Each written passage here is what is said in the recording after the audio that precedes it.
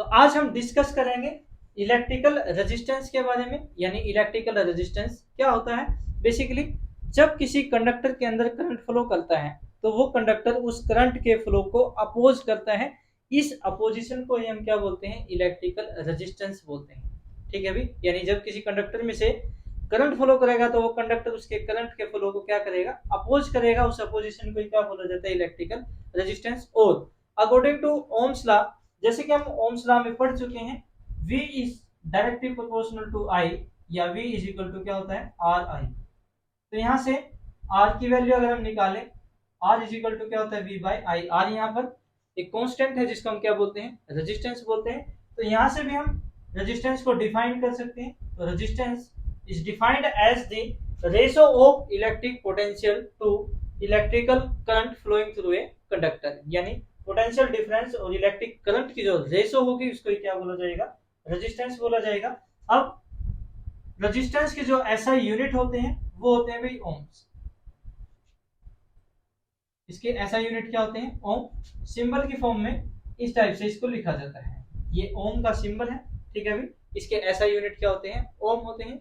उसके बाद अगर हमें 1 ओम की डेफिनेशन अगर निकालनी हो, 1 ओम, तो 1 ओम कैसे लिखेंगे भाई? 1 ओम, आर की जगह तो 1 ओम आ जाएगा।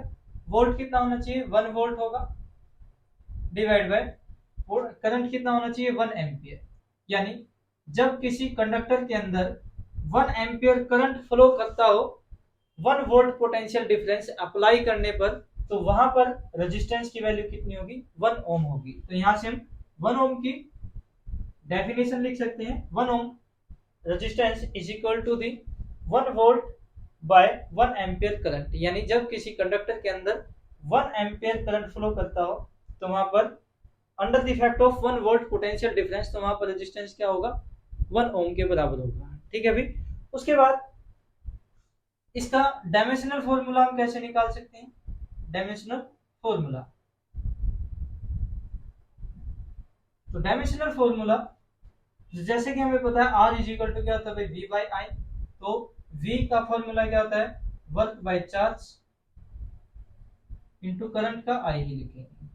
अब इसका जो डायमेंशनल फॉर्मूला क्या होता है? ML2 T minus 2 divide by charge का क्या होता है? A into T। करंट का क्या होता है? A।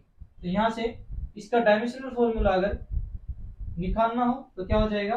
ML2 T की पावर कितनी हो जाएगी?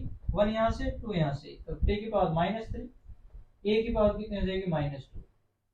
तो ये इसका डायमेंशनल फॉर्मूला हो जाएगा। A इंटू ए स्क्वायर, इसको ऊपर लिखेंगे तो माइनस में लिखेंगे, ये T ऊपर जाकर इसमें ऐड हो जाएगा तो T की पावर -3। तो ये डायमेंशनल फॉर्मूला एग्जाम में पूछ लिया जाता है, कंपटीशन एग्जाम में पूछ लिया जाता है, वैसे भी पूछ लिया जाता है। उसके बाद आता है भाई कोज ऑफ रेजिस्टेंस। तो रेजिस्टेंस का कोज क्या है? यानी जो रेजिस्टेंस होता है वो किस कारण से होता है? जब किसी भी कंडक्टर के अंदर करंट फ्लो करता है, जैसे मान लीजिए कंडक्टर है, जब इसके अंदर करंट फ्लो करेगा तो ये जो इलेक्ट्रॉन्स है बैटरी के पॉजिटिव टर्मिनल की तरफ मूव करेंगे।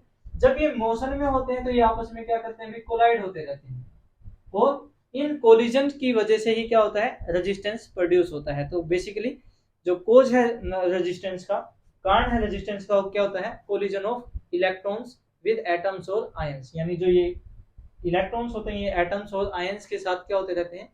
कोलाइड होते रहते हैं, आपस में भी कोलाइड होते रहते हैं। उस कोलिजन के कारण ही क्या होता है? रेजिस्टेंस होता है। ठीक है भाई। तो ये था आज का हमारा टॉपिक, इलेक्ट्रिकल रेजिस्टेंस। अभी के लिए इतना ही, धन्यवाद।